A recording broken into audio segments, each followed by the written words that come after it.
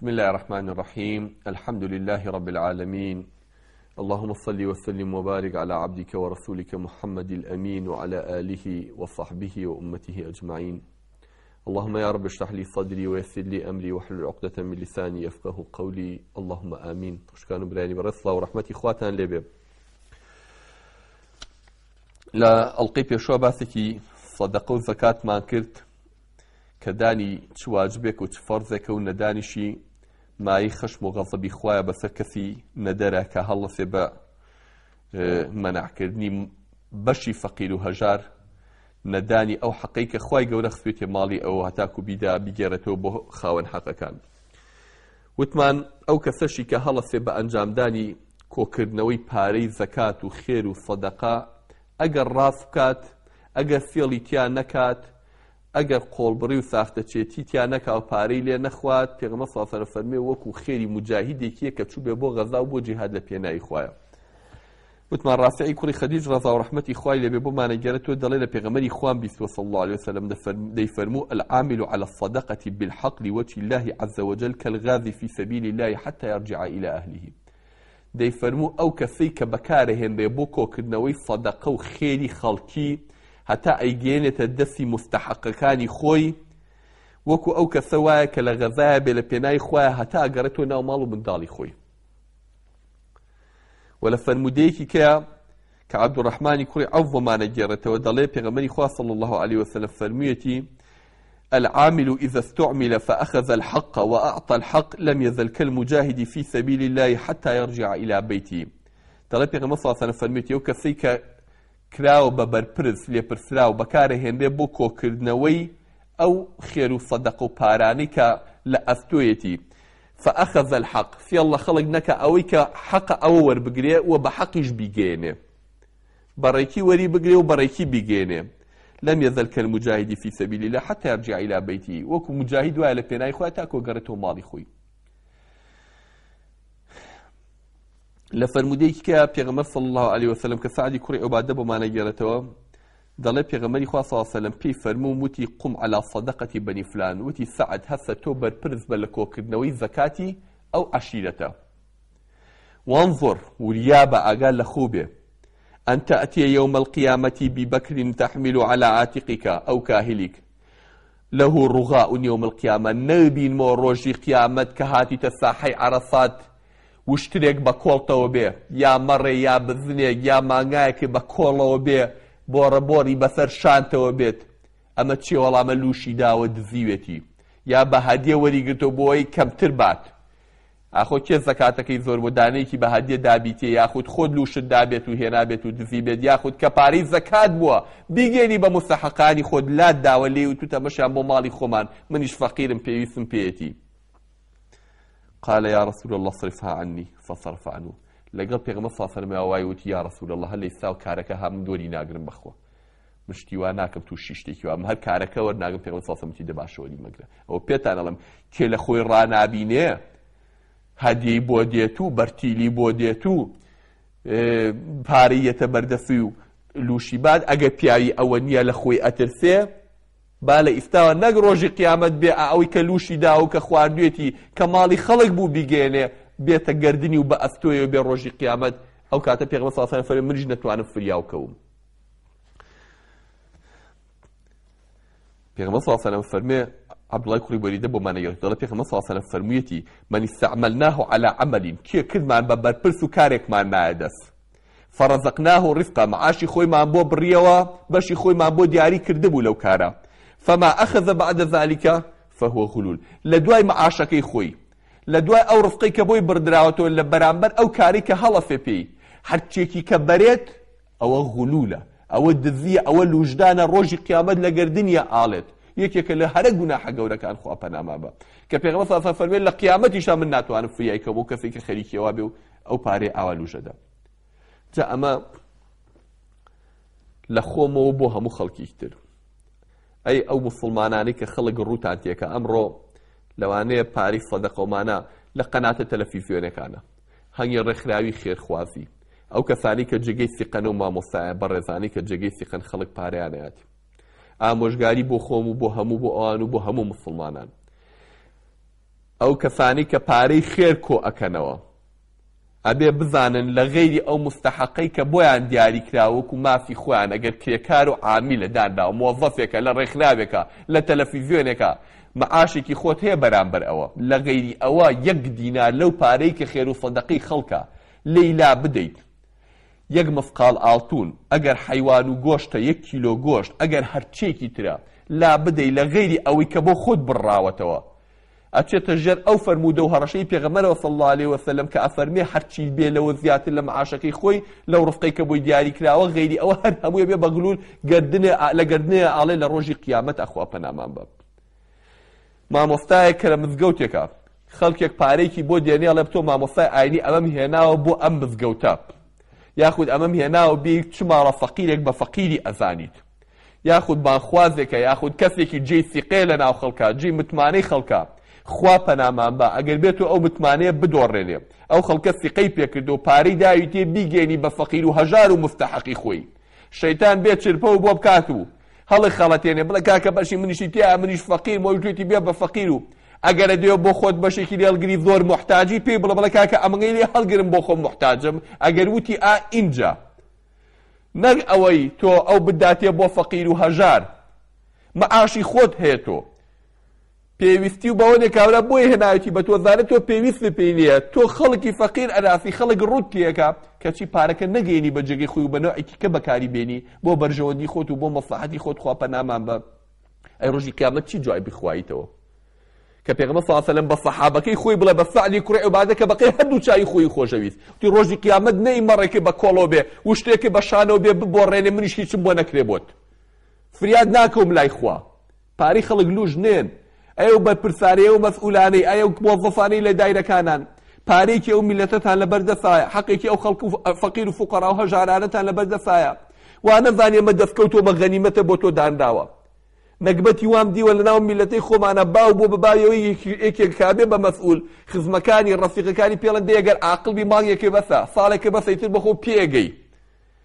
کاکە ماڵی میلەتە ماڵی فەقیر و هەژارە چی پێ ئەگەی ئەمریکا پێغەمبەر صلی الله علیه و سلم فەرمێکە لە نیشانەکانی قیامەت ئەن تەکونە الزەکات مەغرەمەن وأن تكون الأمانة مغنما زەکات وەکو سەرانەی لێت کە بەیەکێ گەڵەی زەکات وازانێ سەرانەی لێ ئەسەنید کە یەکێکیش ئەمانەتێک ئەیرێتە دەفی وازانێ غەنیمەتەوە مە دەفی کەوتۆ ئازابێ و چۆنی لوژە پێ نەزانرێت چۆن پارەی و میلەتە بخوا کەس پێی نەزانێ خوا پەنامان بە ئەمە لە ئەستۆی هەموو ئەو بەتایبەتی و برا موسڵمانانە حەزەکەمەوانی کە بە ناوی ئیسلامەتی و پارە لە خەڵک کۆکەنەوە با دایمەی خوایی کارێک بکەن کەوا بیان و بڕ بێت با وەسایقیان پارەیان چەند وەرگیراوە لەکوێ وەرگیراوە چۆنیش سەرف کراوە هەر هەموو با بە وەسایق و بەڕێکوپێکی بۆی زیاتر جێگەی سیقە بێت بۆی زیاتر خەڵک ڕویان تێ بکات بۆی زیاتر خەڵک جێ بەخوا خەڵک ئەگەر بزانێت جێی متمانەی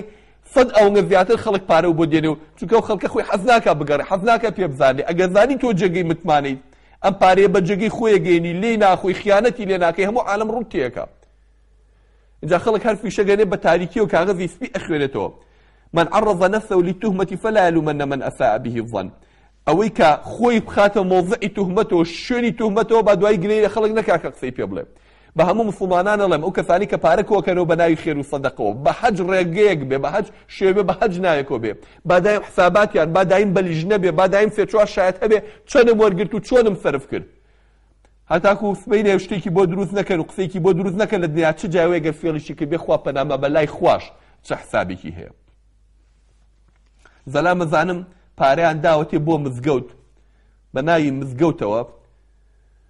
بە حسابی خێر مزگەوتی ماڵی خوای پێ ئاوەدان بکاتەوە چۆ کەوانتەری بۆ مەتبەخی ژنەکەی پێ کردووە لە ماڵەوە ئێمە ئەبێت چی جوابی خوا باتەوە کابرا بێت خێری کە باتێ پارەیە کە باتێ بە ناوی ئەوەی کەواتۆ بیگەێنی بە فەقیر و هەژاران بۆ بێوەژدانەی کە کەس نێ دەستگیرۆیان کە بۆ مناڵە هەتیوانەی کە کەس نێ دەست بێنێ بە سەریانە تۆ چی پارەکە بەری بۆ خۆت و خەڵک فقەی پێکردی باشە چی جوابی خوایتەوە پارە ئەوە دێنێ ئینسان دین و ئیمانی خۆی بۆ بدۆڕێنێ چەند هەزارێک چەند پارویەک ئەوە دێنێ تۆ بیێنی ئەم حرامەکەی بە قورگی ماڵ و منداڵتە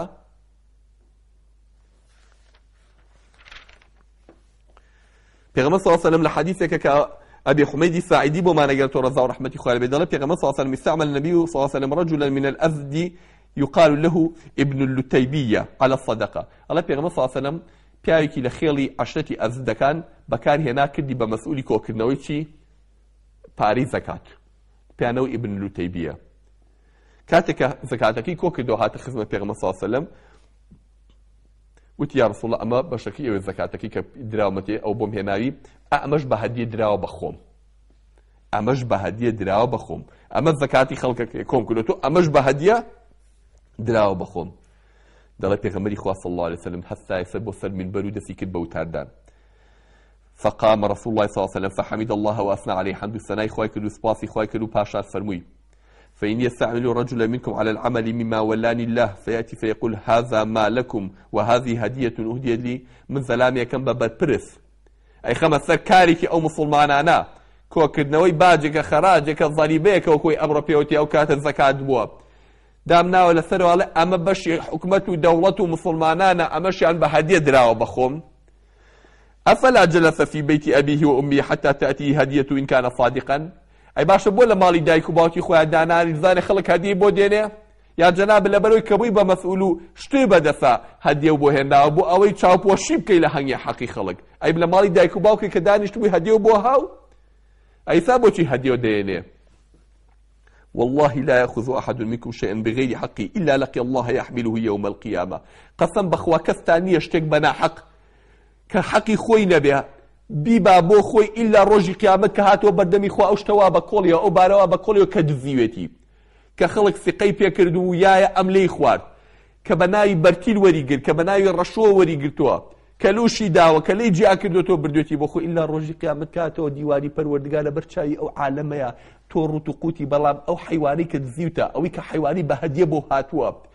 چونك مسؤول بويتو برپرز بوي أو برتيلي كوري قرتوا بەڕۆ بەش سەرشانتەوەی لە ڕۆژی قیامەتە دیتەوە بەردەمی خوا جاوا سێری و ئابڕۆ چوونەکە لە بەردەمی خوا و لە دیوانی خوا و لە بەرچاوی هەموو خەڵکە. ئەمە بەرتیل خۆرەکانن، ئەمە پارە خۆرەکانن، ئەمە پارە لوژدەرەکانن، ئەمەوانە بوو کە پارەی میلەتیان نەخوار کە کاتێ لەسەر کارێک و ئەمانەتێک داتانە نائەتاکردن بە بەرپرس ئیسا ئاوە دەستیان چۆتە ماڵی میلەتەوە لە ئینجا ڕۆژی قیامەت ئەو ڕیسوایی بەردەمی خوا.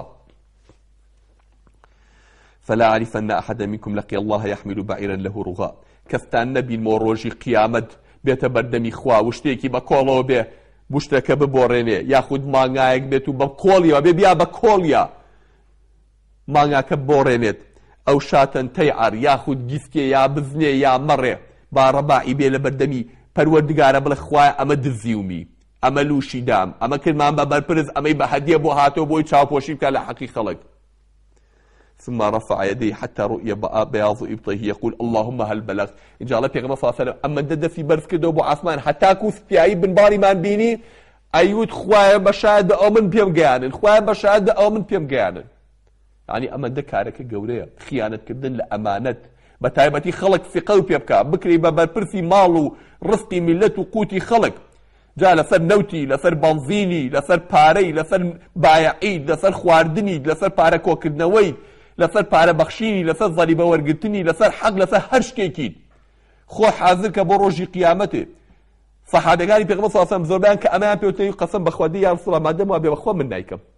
ئەمەندە ئەترسان بەو ڕادەیە دەی ئەیوت کێ لە خۆی ڕانابینێ با نەیکات چونکە کەس فریان ناکرێت لە ڕۆژی قیامەتە. ئەو کەسانی کە سواڵەکەن یا پارە وەرەگرن یا خێر و زەکات و سەدەقەی خەڵک وەرەگرن داوای خێر لە خەڵکەکەن داوای زەکات دەکەن خوا پەنامان بە ئەمە لەو زیاتر حەدیثی لەسەر و هەڕەشەی لەسەرە لەلایەن پێغەمبەرەوە صلی الله عليه وسلم. پێغەمبەر صلی الله عليه وسلم دەفەرمێ من سأل من غير فقر فكأنما يأكل الجمر. ئەڵێ قەسەم بەخوا ئەوەی کە داوای پارەی خەڵک بکە جا بە حەج ناوێکەوە بێ زەکاتم بەرێ سەرفترم بەرێ خێرێکم پێ بکە زەکات کۆکردنەوە و سەرفتێ کۆکردنەوە من غير فقر ئەگەر فەقیر و محتاج نەبێ پێی فكأنما يأكل الجمر بيغمبر صلى الله عليه وسلم فرمي وكوا بشكوي آگر بخوا وكو أوايا بشكوي آگر بخوا أيو كثاني زكاتيان بيناشد أيو كثاني خير وصدقة وسرفتريان بيناشد معاشيان هيا خانويان هيا خانوي دوقاتي هيا سياري لجيرايا بلام كزكاتي بودي خوي قناعت بيكردوا كولكي مالكشي آوتون بيزكاتي بيشي خود هل قربو جوابانوي خوا پێغەمبەر صلی الله علیه و سلم فەرمی ئەگەر فەقیر نەبی وەری بگری پشکۆی ئاگرە و ئەیخۆیت. پێغەمبەری خوا صلی الله علیه و سلم لە حەدیثێکی صحیحا کە ئەبوو هورەیرە بۆمان ئەگەڕێتەوە دەڵێ من سأل الناس تكسرا فإنما يسأل جمرا فليستقل أو ليستكثر. أفرمي هج كفي هيبة داوا لخلقها داوا لخلقها كباري بني أو داواي بشكوي آجري كردو جاء بعد شن بشكو كوكاتو كم كوكاتو زور كوكاتو باب زاني أما بشكوي آجرا فليستقل أو ليستكثر با كم بي أزور بيت بزاني أو يكوي كردو تو هتا بو داوا لخلقك زكاة باتي بو ألي بمن أشي ومن لفي أشترم كأذاني بيو ناشي وهتا بيغمبر صلى الله عليه وسلم فرميت تكثرا بس بوي مالكي زور بي لفرموديكي كإمام علي بو ما نجرته رضا ورحمتي خوي لبي أفرمي بيغمبر صلى الله عليه وسلم فرميتي من سأل مسألة عن ظهر غنى هاج كف هيبو باري هبو دولة منبو بلام هر داواي لخلق كرت استكثر بها من رضف جهنم او اخوا پنامان باب بس تنها ئاگری جهنم بۆ خۆی زۆرەکە پشکۆ پەڵاشی ئاگری جهنم لە خۆی کۆکاتەوە. قالوا وما ظهر الغنا وتیان ئەو دەوڵەمەندیە چەندەکەی تر حرامە زەکات و پارە لە خەڵوەرەیە کە تۆ ئەڵێی هەیبێ هەیبوونەکە یعنی چەندی هەبێ اینجا پێی ناشێ. قال عشاء لەیلە فەرمووی نانی ئێوارەی هەبێ ئیتر زەکاتی پێ ناشێ. ئەمە حەدیثی پێغەمبەرە صلی الله عليه وسلم. ئەم حەدیثە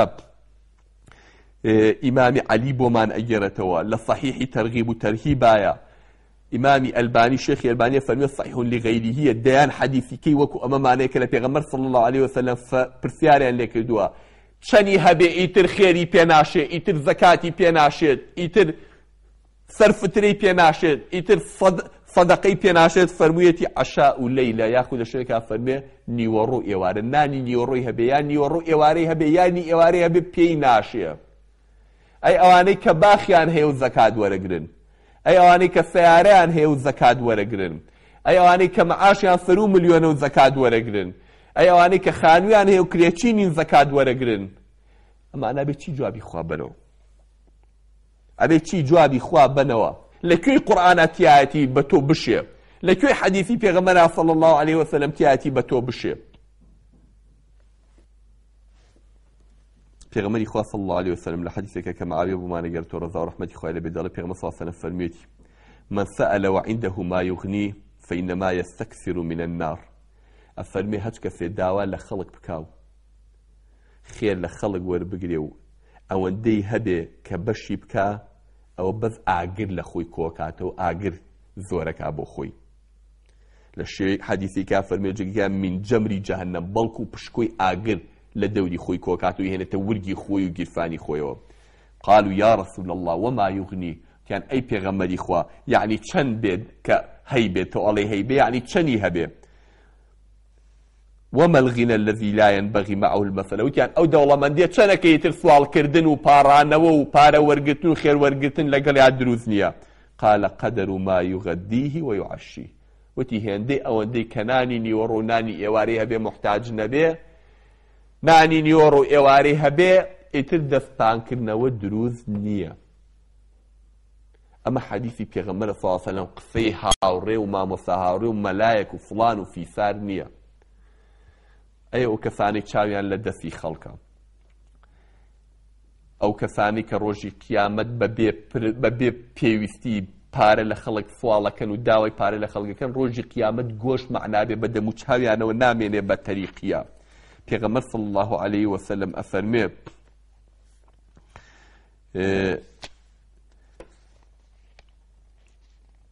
ام حدیث ابو ذر بو معنی گرتو دله پیغمبری خوا صلی الله علیه و سلم لسر پین شد بایعم پیدا و بایعم لگلا کردووە و هەو حەوشتیشی لەسەر کردووم بە پەیمان و شایەتیشی لەسەر نۆشت پێداوم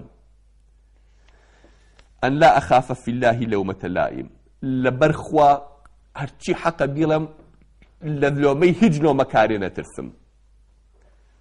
ئەڵێ پێغەمبەری خوا صلی الله علیه و سلم بانگی کردم پێی وتم ئەدێ بەیعەیەکم بەیتێ لەسەر بەهەشت ئەگەر جێبەجێ و کرد بچیتە بەهەشت. وتم بەڵێ یا ڕەسوول ئەڵڵا دەستم بۆ درێژ کرد بەیعە لەسەر چی بەمێ ئەی پێغەمبەری خوا صلی الله علیه و سلم مەرجی چیم لەسەر دارێ ئەو خاڵانی کە ئیساوتمان لەسەر 5 و 7 و 9 ئەم گرنگەکەیان لێرە بازەکە ئەڵێ کردی بە مەرج بەسەرمەوە وەیەشتەڕی عەلەیە ئەن لا تەسئەلە الناس شەیئا داوای هیچ شتێ لە خەڵک مەکە هیچ شتێ داوای هیچ لە کەس مەکە ئەڵێ وتم بەڵێ یا رەسوول الله فەرمووی ولا صوتك إن سقط منك حتى تنزل فتأخذها وتي ئەگەر دارەکەی دەسێ لێو کەوتە عەرزەکە داوا نەکەی خەڵک بیاتەوە دەسێ خۆت دانەوە دارەکەت بەرزکەرەوە داوای هیچ لە کەس مەکە وتم باشە یا رەسوول الله ئەو مەجموعە سەحابەی کە پێغەمبەر صلی الله علیه و سلم ئەو بەیعە لێ ئەڵێ قەسەم بەخوا پیر ببوون گۆچاریان بەدەست بوو لێیان نەکەوت نێتوانی دانەوە هەڵیگرێتەوە بەس بە کەفی ناوە دارەکەم بەرەوە چونکە وعدیان بە پێغەمبەر صلی الله علیه و سلم ئەمەنگە لە پاڕانە و داواکردن لە خەڵک ئەمەنگە زەلیلی و ڕیسوایی تایە چ جای ئەوەی تۆ بچی داوای پارەکردن و کوڕوزانەوە و لاڵانەوە بە درۆژ بێت مستحقی هیچیش نەبیت تۆ بچی باوەڕ بە عیلمەکەی تۆ بە فتواکەی تۆکە تۆ بچی بۆ خۆتی حەڵاڵکەیت و بڵێ بە من ئەشێت و ئەمە زەکات و ئەمە سەرفترێ و من لە هەموو کەس لە پێشترم و پارە لەو خەڵکە بسەنی یەخەی دەوڵەمەندەکان بگری ئیحراجیان بکەیت پێغەمبەر صلی الله علیه و سلم فەرمێ إن أحدكم ليخرج بصدقته من عند متأبطها وإنما هي له نار أفرميت تياتانايا هاتو پارە داوای زەکاتی لێکردو پارەی مسلمانانە کە کۆمان کردوتەوە زەکات و خێر و سەدەقە کە بیرێ بە فەقیر و ژارەکان دێ لەلام پارەکە وەرەگری ئاوای خاتە بنباڵێ ڕاتە دەرەوە پارەکەی وەرگرتووە یاومەتێ داوای لێکردمی رسول الله فەقیرم مناڵم وایە نانێ لە ماڵەوە ئاوا مەکروزێتەوە منیش ئەیدەمێ خاتە بنباڵی ئەڵێ قەسەم بەخوا بەس ئاگرە لە بنباڵی ئەیباتەوە تیاتانەیە بەس ئاگری بردوتەوە ئەوتیان یا رسول الله قالوا يا رسول الله كيف تعطيه وقد علمت أنها له نار آخر شلون أيديتك كسورة ثانية وآقر بوي قال فما أصنع وتي أي بكم شيء بكم يأبون إلا مسألتي وزان لسوال كدنون لباران ولا لالان وخلقك أتسرم خويدي أتسرم داواك ويأبى الله عز وجل دي البخل خواي قورش قبولي ناكبو من كمن رزيل بيسكبم سورة ثانية مستحقينية بلا مجبوريك إجباريك لو باري باتي يعني أفرمي في غرصة أفرمي بس آقرخ سويتي بن باخلي وبردويتي وبو مالو أو كثاني كي يخي دولة ما نكان أقرن لبازارة زور جاربو مجينو لك دولة من يوايو تويتي كاكا إحراجم والله سورة زار من الزكاة بيشي نخيري بيشي بس ناتشار مكا جارب دولة من نكان لم أوي زكاة بيت أوي سرفتلي بيت كفرزي خوايا أقر ندرا بمستحقي خوي بخوا بيبتي دريكي تو جاريكي چونکە زەکات بەو هەشپێڕە نەبێت کە خوا لە قورئانە باسێکە کە بۆ ئەوان مستحقە غێری ئەوان دا و بە هەچ کەسێکی کە مستحقی نەبێت زەکاتەکە و دەرنەچووە ئەبێ جاریکە زەکاتەکە دەرکەیتەوە بۆ ئەو کەسانەشی کە زەکاتیان پێناشێ بەڵام وا لە دەوڵەمەندەکانەکە ڕووگیر بن بۆ ئەوەی زەکات و پارەیان باتێ پێغەمبەری خوا صلی الله علیه و سلم فەرمێ بەخوا بەس ئاگرەوە هێخیتە بن بە هەنگڵێ بیتەوە بۆ ماڵەوە جا هەردوو لایەن بە ئاگاداری ئەو حکمە بن ئەوە حکمی شەرک و حکمی ئیسلامەتیە ئەو فەرمودەی پێغەمبەری خوا صلی الله علیه و سلم پێغەمبەری خوا صلی الله علیه و سلم لە فەرمودەیەکە کە عەبدوڕەحمانی کوڕی عەوف ومانە گێڕێتەوە دەڵێ ثلاث والذي نفسي بيده إن كنت لحالفا عليهن سێشت سوێنی لەسەرە خۆم سوێن بەوەی گیانی منی بەدەستە سوێنی لەسەرە خۆم هیچ گومانێکم تیان نییە پێغەمبەر صلی الله علیه و سلم فەرمێ لەسەر سێشت سوێنە خۆم بەو ذاتی ئەڵڵای کە گیانی منی بەدەستە هیچ گومانێکم تیان نییە چیە سێشتا یەکەمە فەرمێ لا ينقص مال من صدقة فتصدقوا قەت پارە لە خێر کەم ناکە ئەی ئەوانەی کە دەستیان ناچێتە پارەکانیان خێری لێ بکەن خێرکەن فتصدقوا خێرکەن قەسەم بەخوا خێرکردن پارەی کەم ناکات چەری کرد بە خێر زۆر زیاتری بۆ دێتەوە جێ مەترسە خێر بکەن پارە قەت لە خێر کەم ناکە پرسیاری 50 مەلاگە بۆ 10 دینار تۆ بڵێ ئەمە بیدەم نەیدەمە سەر فترەکە ئەوەیە ئاخر 2 دینار و نیوە یاخود 2 دینارەکە ئاخر 3 دینارەکە یا 2 دینار و نیوە 50 کەسە پرسێ دڵی ئەوی ناخواتەوە بۆ 9 دینار بڕۆ خێرکە مەترسە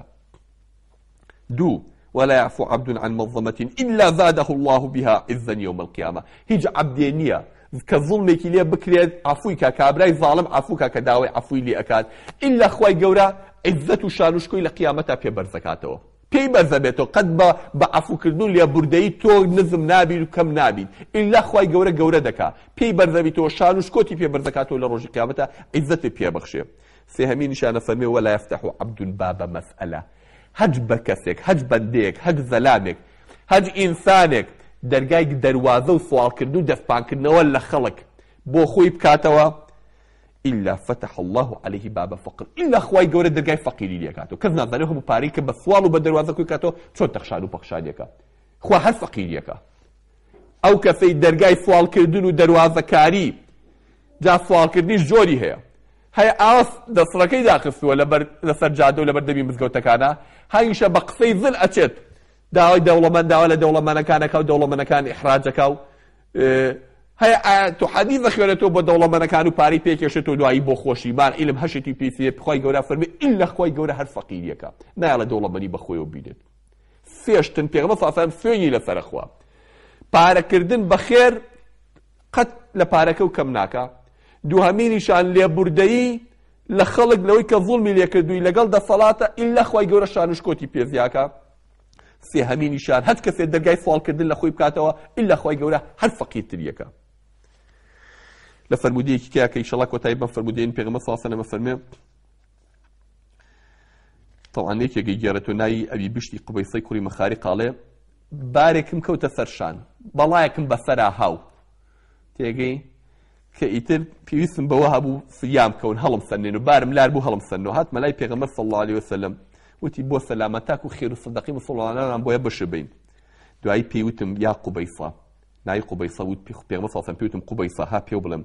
إن المسألة لا تحل إلا لأحد ثلاثة سوالکردن بێ داوای پارە بکەی داوای پارەی زەکات و سەرفترکەی بەس تەنها بۆ سێ کەس دروستە یەکەم رجل تحمل حمالة فحلت له المسألة حتى يصيبها ما يصيب پیاوێک بەڵایەکی بەسەر هاتووە تا دەفعی بەڵاکەیەکە خوێنێکیان بەسەرا هاتووە شتێکیان بەسەرا هاتووە قەرزێکی ئەجگار زۆری هاتووە بەسەرا کە ئیتر ناتوانێت دەفعی بکە هەتاکو دەفعی ئەو بەڵایەکات صاحب حەقەکان دەفعەکات تا ئەوە دەبووی هێداوە لە خەڵکا بیدەنێ دووهەم رجل أصابته جائحة اجتاحت ماله یەکێ بەڵایە بەسەر ماڵ و سەرۆت و سامانەکەیە هاتووە هیچی بۆ نەهێشتۆتەوە فحلت له المسألة حتى يصيب قواما من عيش هەتاکو ئەمەندە کە ئیتر کاسپێکی تۆ دەست و پارە بخۆی پێیاکە بەس ئەمەندە بۆی هەیە یاخود رجل أصابته فاقة حتى يقول ثلاثة من ذوي الحجة من قومي لقد أصابت فلان وفلان يكيش توشي فقيري بو بيتاك وايلي سيبيا ومعقولي تعرفك سيبيا راز قبلا أشهد ما بالله بطواتي فقير بو ما ناني لماليا أمسك سبس بيانشي غيري أوا هج كسيك كبه فما سواهن من المسألة يا قبيصة صحت هاتشي باريك غيري أمسيانا به كتوب بارا بوصالكي لخلق داوكي إلا صحتك حرامة